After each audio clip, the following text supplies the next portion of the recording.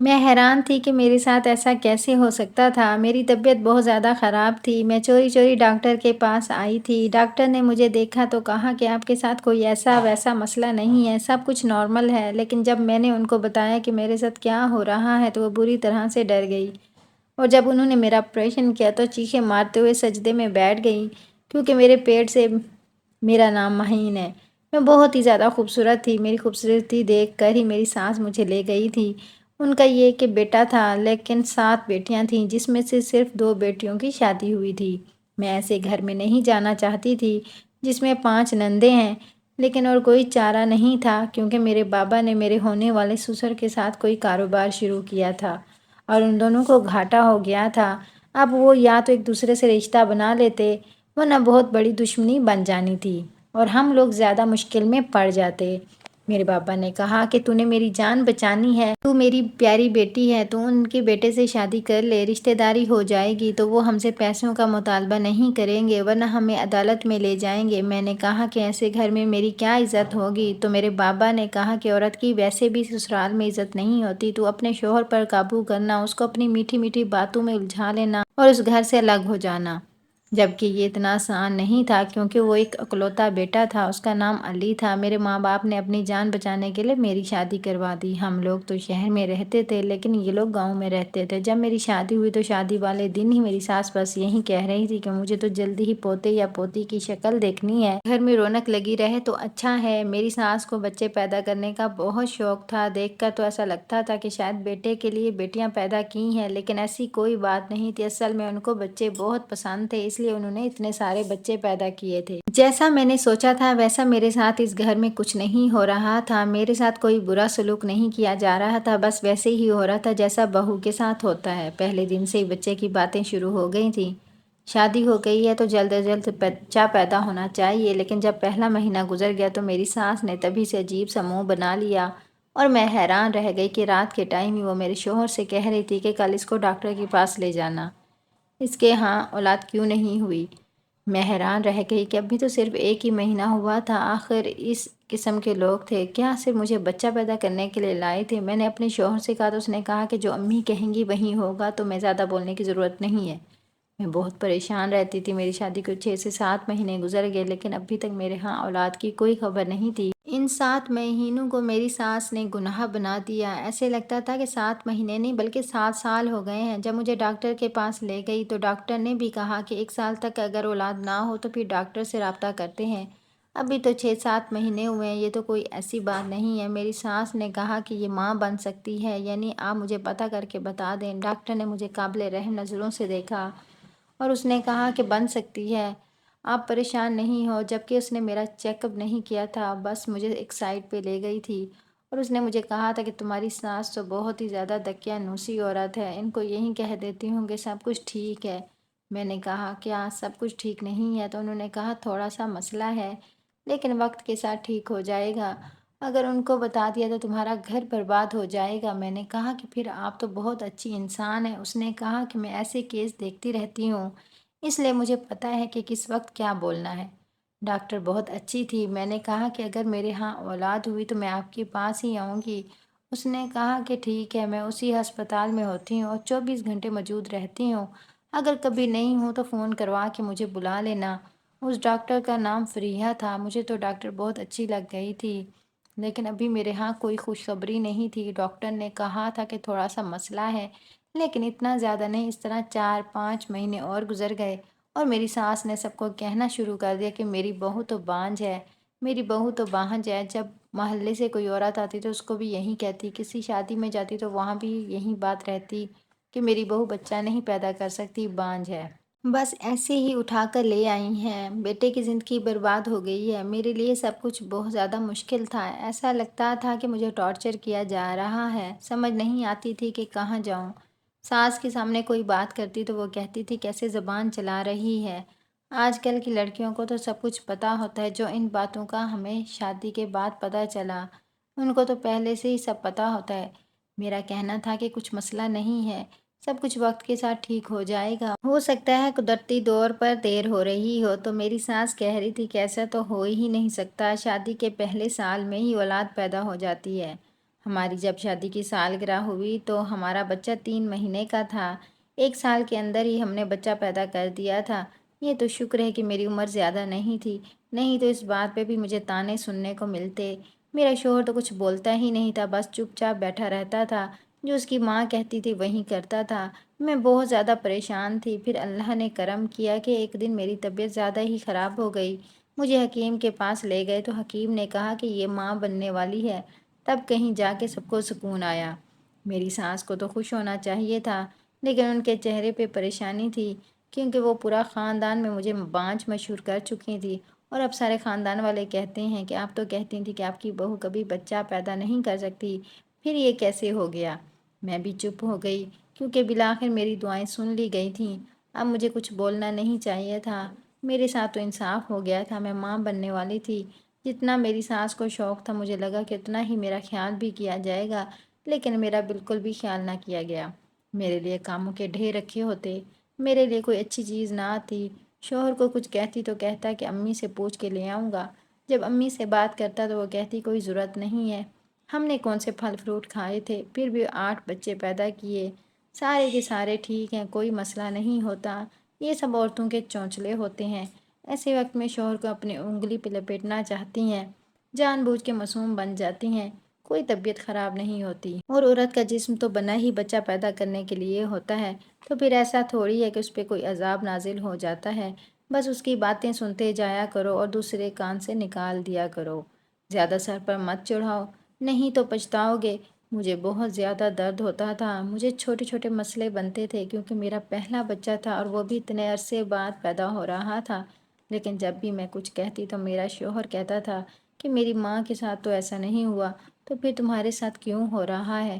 لیکن ایک دن جب میری بڑی نند آئی ہوئی تھی، وہ بھی ماں بننے والی تھی، اس نے کہا کہ امی پیٹ میں بڑا درد ہو رہا ہے، تو میری ساس نے فوراً کہا کہ ہاں ہاں ایسے وقت میں درد ہوتا ہے، تم پھل فروٹ کھایا کرو۔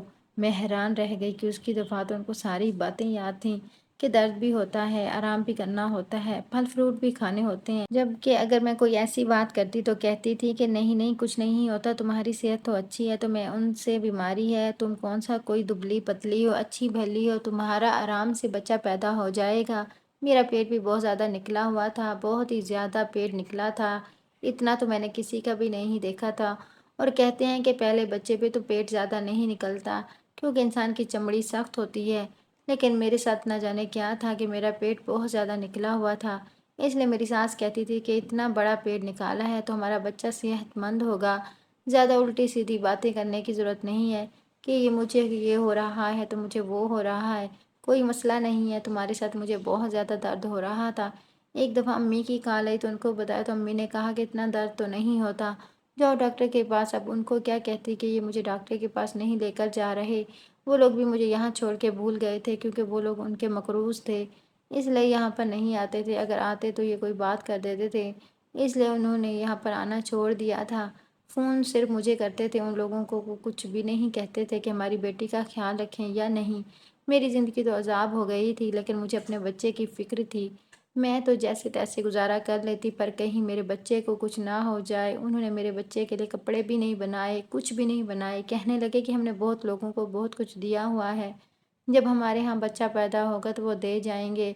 لیکن یہ نہیں سوچا کہ جب تک وہ لوگ آئیں گے تب تک بچے کو کیا پہنائیں گے، کیا چادر میں لپیٹ کر پھرتی رہوں گی۔ اپنے شوہر سے بات کرتی تھی، اس کے کان پہ جوں نہیں رینگتی تھی۔ مجھے ایک دفعہ بھی ڈاکٹر کے پاس نہیں لے گئے تھے، کہنے لگے کہ جب کوئی مسئلہ نہیں ہے تو ڈاکٹر کے پاس جانے کی کیا ضرورت ہے، جبکہ مجھے اتنا تو پتہ ہی تھا کہ 1 2 دفعہ ڈاکٹر کے پاس جانا ضروری ہوتا ہے، پتہ تو چلے کہ اندر سارا کچھ ٹھیک ہے یا نہیں۔ میں تو پریشان ہی رہتی تھی، تھوڑا سا بھی درد ہوتا تھا تو پریشان ہو جاتی تھی کہ پتہ نہیں میرے بچے کے ساتھ کہیں کوئی مسئلہ تو نہیں ہے۔ دن اسی طرح گزرتے جا رہے تھے۔ جب 9واں مہینہ شروع ہوا تو میں نے اللہ کا شکر ادا کیا کہ بس اب تو تھوڑے ہی دن رہ گئے ہیں، اب تو مجھے ڈاکٹر کے پاس لے کے جائیں گے، سارا کچھ ٹھیک ہو جائے گا۔ لیکن مجھے ابھی بھی ڈاکٹر کے پاس نہیں لے کر جا رہے تھے۔ لگتا ہے مجھے تب بھی لے کر جاتے جب میرا درد شروع ہوتا، اور میرا درد شروع نہیں ہو رہا تھا۔ جب محلے سے کوئی عورت آئی تھی تو میری ساس کہتی تھی کہ میں تو اپنی بہو کا اتنا زیادہ خیال رکھتی ہوں، میں نے تو اس کے لیے پنجیری بنائی ہے، پھل فروٹ تو گھر میں ختم ہی نہیں ہوتے۔ پھل فروٹ واقعی گھر میں ختم نہیں ہوتے تھے، لیکن صرف اپنی بیٹیوں کے لیے ہوتے تھے۔ مجھے تو ایک چیز بھی کھانے کو نہیں ملتی تھی۔ ایک دن غلطی سے سیب کھا لیا تو میری چھوٹی نند نے شور ڈال دیا کہ میں نے اپنے لیے رکھا تھا، آپ نے کیوں کھا لیا؟ ایک سیب کے پیچھے ہی اس نے مجھے اس قدر ذلیل کر ڈالا تھا۔ مجھے ایسا لگتا تھا کہ میرے دن اوپر ہو گئے ہیں۔ میں نے اپنی ساس کو کہا کہ میرے دن اوپر ہو گئے، مجھے ڈاکٹر کے پاس لے جائیں۔ میری ساس نے کہا کہ تم آج کل کی لڑکی ہو تو اپنا دن بھی یاد نہیں رہتا، کوئی دن اوپر نہیں ہوئے، دن اوپر ہوتے تو ابھی تک درد ہو جاتا، درد نہیں ہو رہا اس کا مطلب ابھی دن پورے نہیں ہوئے۔ میں نے کہا کہ مجھے ویسے بہت درد ہو رہا ہے۔ ادھر ادھر انہوں نے کہا کہ نہیں ابھی تو تمہارا ٹائم نہیں آیا، جب ٹائم آئے گا تو خود ہی پتہ چل جائے گا۔ دن اوپر سے اوپر ہوتے چلے جا رہے تھے۔ جب میں نے زیادہ شور ڈالا کہ مجھے لے کر جایا جائے تو میرا شوہر مجھے حکیم کے پاس لے گیا۔ حکیم نے کہا کہ ابھی وقت ہے۔ یہ حکیم ان کا خاندانی حکیم تھا اور ان کا بہت پرانا جاننے والا تھا۔ جب اس نے کہا کہ وقت ہے تو یہ لوگ سب مجھے ہی کہنے لگے کہ دیکھو ابھی وقت ہے۔ پہلی ماں دیکھی ہم نے جو چاہتی ہے کہ بس بچہ جلدی جلدی پیدا کر کے جان چھڑوا لے۔ آخر یہ کس قسم کی بے وقوفانہ بات تھی کہ اب بچہ پیدا کرنے سے میری جان چھوٹ جانی تھی۔ ظاہر ہے اس بچے کو سنبھالنا بھی تو میں نے تھا، ان لوگوں نے تو کچھ نہیں کرنا تھا۔ یہ لوگ مجھے ہر طرح سے ٹارچر کر رہے تھے، سمجھ سے باہر تھا کیا کروں۔ میرا پیٹ مزید بڑھتا جا رہا تھا، بڑھتا ہی چلا جا رہا تھا۔ ایک دفعہ میں چھت پہ کھڑی تھی کیونکہ میرا دل بہت گھبرا رہا تھا۔ سامنے والی ہمسائی نے مجھے دیکھ لیا۔ وہ یوں تو میری ساس کی جاننے والی تھی لیکن مجھے دیکھ کر ہمیشہ ہی قابل رحم نظروں سے دیکھا کرتی تھی۔ اس نے مجھے دور سے اشارہ کیا۔ جب میں تھوڑا قریب گئی تو اس نے کہا کہ یہ تم نے اپنا کیا حال بنا رکھا ہے؟ میں نے کہا کہ میرے حمل کو 13واں مہینہ شروع ہو گیا تو اس نے کانوں کو ہاتھ لگا لیا۔ اس نے کہا کہ کیسی باتیں کر رہی ہو تم، اللہ کا شکر کرو کہ ابھی تک ٹھیک ہو، جلد از جلد ڈاکٹر کے پاس جاؤ، اتنی دیر کرنا مناسب نہیں ہوتا، یہ غلط بات ہے، تمہارے گھر والوں کو کوئی پرواہ نہیں ہے۔ میں نے کہا کہ تم تو جانتی ہو ان کو۔ اس نے کہا کہ ہاں تو ایسی ہی ہے، لیکن اب تم ماں ہو، تمہیں خود اپنی اولاد کے لیے لڑنا ہے اور تمہیں ابھی سے اپنی اولاد کے لیے لڑنا ہے۔ تم کیا کر رہی ہو؟ کسی بھی طرح ڈاکٹر کے پاس جاؤ، تمہیں اگر درد نہیں ہو رہا تو وہ تمہارا آپریشن کر دیں گے، یہ نہ ہو کہ وقت گزر جائے۔ میں بہت زیادہ پریشان ہو گئی اور ایک پل بھی میں بیٹھ نہیں سکتی تھی۔ شوہر سے بات کی تو اس نے کہا کہ حکیم کے پاس لے جاؤں گا۔ میں نے کہا کہ بات حکیم کے پاس جانے کی نہیں، مجھے ڈاکٹر کے پاس جانا ہے، مجھے قدرتی درد شروع نہیں ہو رہا، شاید میرا آپریشن کرنا پڑے گا۔ اس نے کہا کہ پاگل تو نہیں ہو گئی ہو، پتہ ہے آپریشن پہ کتنے پیسے لگتے ہیں؟ میں نے کہا کہ آپ کو آپریشن کی پڑی ہے، آخر یہ آپ کا بھی تو بچہ ہے کہ آپ کو اس کی پرواہ نہیں؟ مجھے سمجھ آ گئی تھی کہ ان لوگوں کو کوئی پرواہ نہیں ہے، شاید یہ مجھے جان بوجھ کے نہیں لے کر جانا چاہتے کہ میں مر جاؤں تو ہی اچھا ہے، اولاد آئے گی تو خرچے ہوں گے۔ اور یہ لوگ حد سے زیادہ کنجوس تھے۔ پڑوسن نے صحیح کہا تھا کہ اب ماں بن گئی تھی، مجھے بھی اسے اپنی اولاد کے لیے لڑنا تھا۔ میرے پاس بچے کے کپڑے کچھ بھی نہیں تھا کیونکہ نہ ہی انہوں نے مجھے پیسے دیے اور نہ بازار جانے دیا۔ میں نے خود ہی اپنے دوپٹوں سے کچھ کپڑے بنائے تھے، وہ میں نے ایک بیگ میں ڈالے اور جو کچھ بھی میں اپنے ساتھ لے جا سکتی تھی اس حوالے سے سب کچھ اپنے بیگ میں ڈال کر میں چوری چوری ہسپتال نکل گئی۔ مجھے پتہ تھا کہ تھوڑی دیر کے بعد ان کو پتہ چل جائے گا کہ میں گھر پہ نہیں ہوں تو یہ شور کریں گے کہ میں کہاں ہوں، اور جب ان کو پتہ چلے گا کہ بنا بتائے چلی گئی ہوں، فون بھی بند ہے، تو یہی کہیں کہ گھر سے بھاگ گئی، الٹی سیدھی باتیں کریں گے۔ اگر یہ پتہ بھی چل گیا کہ ہسپتال گئی ہوں تب بھی مجھے ڈانٹ پڑے گی، میرے شوہر مجھ پہ غصہ ہوگا، لیکن اب مجھے کسی کی پرواہ نہیں تھی سوائے اپنے بچے کی۔ میں ہسپتال چلی گئی، وہ ڈاکٹر مجھے جلد ہی مل گئی۔ میں نے ان کو بتایا کہ یہ معاملہ ہے۔ اس نے اپنے آلے سے مجھے چیک کیا اور جب اس نے میرے پیٹ پر لگا کر سنا تو اس کی آنکھیں پھٹی کی پھٹی رہ گئیں۔ اس نے مجھے اس طرح سے دیکھا جیسے کوئی عجیب بات ہے جس کے بارے میں اس نے آج تک نہ سنا ہے نہ دیکھا ہے۔ اس نے چیخ چیخ کر سب کو بلانا شروع کر دیا، باقی ڈاکٹرز کو، نرسز کو۔ میں بہت زیادہ پریشان ہو گئی۔ میں نے کہا کہ ڈاکٹر کیا ہوا ہے؟ بتائیں تو صحیح۔ ڈاکٹر نے کہا کہ ابھی بتاتے ہیں تمہیں۔ اس نے دوسری ڈاکٹر کے کان میں کوئی بات کہی تو اس کی آنکھیں بھی ایسے پھٹ پڑیں اور وہ حیران رہ گئی۔ انہوں نے بڑے پیار سے میرے کندھے پہ ہاتھ رکھا اور کہا کہ ہمارے ساتھ آؤ۔ میں نے کہا مجھے کہاں لے کر جا رہے ہیں؟ میرا بچہ تو ٹھیک ہے، بتائیں تو صحیح بات کیا ہے؟ انہوں نے کہا کہ سب کچھ ٹھیک ہو جائے گا، بس تم گھبرانا نہیں۔ لیکن میں بہت زیادہ گھبرا رہی تھی انہوں نے کہا کہ اپنی فیملی کو بلا لو۔ میں نے کہا کہ وہ نہیں آئیں گے، میں ان سے چھپ کر آئی ہوں۔ انہوں نے کہا پھر اپنے ماں باپ کو بلا لو۔ میں نے اپنے امی ابو کو فون کر دیا اور کہا کہ بنا کسی کو بتائے ہی ہسپتال آ گئی ہوں۔ مجھے ڈاکٹر نے صرف اتنا ہی بتایا کہ آپ کا آپریشن کرنا پڑے گا۔ اتنا تو مجھے پہلے بھی پتہ تھا کیونکہ وقت گزر چکا تھا۔ میں بار بار پوچھ رہی تھی کہ سب کچھ ٹھیک ہے یا نہیں، تو وہ بتا نہیں رہی تھی۔ انہوں نے کہا کہ بس آپریشن کریں گے۔ آپریشن ہوا۔ آپریشن میں بہت زیادہ وقت لگ گیا۔ میری یہ کزن کا بھی آپریشن ہوا تھا، اس نے بتایا تھا آدھے گھنٹے سے زیادہ نہیں لگتا، لیکن میرے آپریشن میں 2-3 گھنٹے لگ چکے تھے۔ سارے ڈاکٹر عجیب سی حالت میں تھے۔ ویسے تو آپریشن 2 ڈاکٹر کرتے ہیں، لیکن یہاں پہ 4-5 ڈاکٹر کھڑے تھے، ایک دوسرے سے آہستہ آواز میں نہ جانے کیا بات کر رہے تھے۔ میرا ضرورت سے زیادہ ہی خیال کر رہے تھے۔ مجھے نہیں یاد کہ اس کے بعد کیا ہوا۔ مجھے آپریشن تھیٹر سے باہر لے کر جا رہے تھے تو میں بے ہوش ہو گئی۔ شاید انہوں نے مجھے نیند کی دوائی دے دی تھی۔ جب میری آنکھ کھلی میں اپنے کمرے میں تھی۔ میری ماں میرے سرہانے بیٹھی تھی اور میرا باپ سر پکڑ کے بیٹھا تھا۔ نہ میرا شوہر وہاں پہ موجود تھا اور نہ ہی میری ساس۔ میں نے کہا کہ کیا ہوا؟ میرا بچہ تو ٹھیک ہے، میرا بچہ تو ٹھیک ہے۔ میں بری طرح سے گھبرا گئی، اٹھ کر بیٹھ گئی۔ ان لوگوں نے مجھے کہا کہ پریشان نہیں ہو، سب ٹھیک ہے۔ میں نے کہا میرا بچہ کہاں ہے؟ بچے کو تو کمرے میں ہونا چاہیے تھا، جھولا خالی پڑا تھا، کہاں تھا میرا بچہ؟ میں بہت زیادہ پریشان تھی۔ مجھے لگا کہ میرا بچہ اس دنیا سے چلا گیا کیونکہ میں نے آنے میں بہت دیر کر دی۔ میرے ماں باپ بھی بہت پریشان تھے، لیکن اصل میں یہ بات نہیں تھی۔ ڈاکٹر وہاں پر آئی اور اس نے مجھے بتایا کیا ہوا تھا تو میرے قدموں تلے سے زمین نکل گئی، اور اس کے بعد جو بات اس نے مجھے بتائی وہ میرے لیے کسی خوشخبری سے زیادہ پریشانی کی بات تھی، کیونکہ جن حالات میں پڑنے والی تھی ان کے لیے میں تیار نہیں تھی اور میں بہت اکیلی ہونے والی تھی۔ لیکن جب ڈاکٹر اندر آئی تو وہ اکیلی نہیں تھی، اس کے ساتھ ہاسپٹل کا مالک بھی آیا تھا جو دیکھنے میں بہت ہی زیادہ شریف اور نیک انسان لگتا تھا۔ میرے باپ کی عمر کا تھا، اس نے سفید کپڑے پہنے تھے، اس کی داڑھی بھی سفید تھی، ہاتھ میں تسبیح پکڑی ہوئی تھی، بڑا ہی نیک اور باریش آدمی لگتا تھا۔ ڈاکٹر فریحہ نے میرا چیک اپ کیا اور پوچھنے لگے کہ ٹھیک ہو گئی، درد تو نہیں ہو رہا؟ میں نے کہا کہ میرا بچہ کہاں ہے؟ میرا بچہ کہاں ہے؟ میں بار بار ایک ہی سوال کر رہی تھی، اس سوال کا جواب نہیں دے رہی تھی۔ انہوں نے میرا تعارف کروایا۔ انہوں نے کہا کہ یہ ہمارے ہاسپٹل کے مالک ہیں، انہی کی وجہ سے یہ ہسپتال چلتا ہے۔ ہسپتال میں کچھ چیزیں بہت مہنگی ہوتی ہیں، لیکن غریبوں کے لیے مفت میں فراہم کرتے ہیں کیونکہ ان کو صدقہ خیرات کرنے کا بہت شوق ہے۔ اچھے انسان ہیں۔ میں نے کہا کہ اچھا، میں ان کی مروت میں آ کر زیادہ بول نہیں رہی تھی، جبکہ دل تو کر رہا تھا کہ چلا کر پوچھوں کہ آخر میرا بچہ کہاں ہے۔ انہوں نے کہا کہ آپ کی وجہ سے ہمارے ہسپتال میں ایک معجزہ ہوا ہے جو آج سے پہلے نہیں ہوا۔ ہمارا ہسپتال بہت زیادہ مشہور ہو جائے گا۔ تھوڑی دیر بعد ہی ہم میڈیا والے بھی یہاں آئیں گے، شاید آپ کا انٹرویو بھی لیں اگر آپ کی اجازت ہو تو۔ میرا شوہر بھی وہاں پر آ گیا اور میری ساس بھی۔ انہوں نے کہا کہ اچھا تم یہاں پر بیٹھی ہو، ہم کب سے تمہیں تلاش کر رہے تھے۔ میرے ماں باپ کو انہوں نے کہنا شروع کر دیا کہ آپ کی بیٹی کو ہم فارغ کرا دیں گے۔ جو عورت گھر سے بھاگ جائے ہم اسے واپس نہیں رکھتے۔ پوری رات گزر چکی ہے، پتہ نہیں یہ رات اس نے کہاں گزاری ہے۔ میرے شوہر کے منہ میں جو آ رہا تھا وہ بول رہا تھا۔ میرے باپ نے کہا دیکھ نہیں رہے کہ وہ کہ ہسپتال میں رات گزاری ہے؟ کس قسم کے آدمی ہو تم؟ میرے شوہر نے کہا کہ میں آپ کی بیٹی کے ساتھ نہیں رہ سکتا، میں اس کو فارغ کر دوں گا۔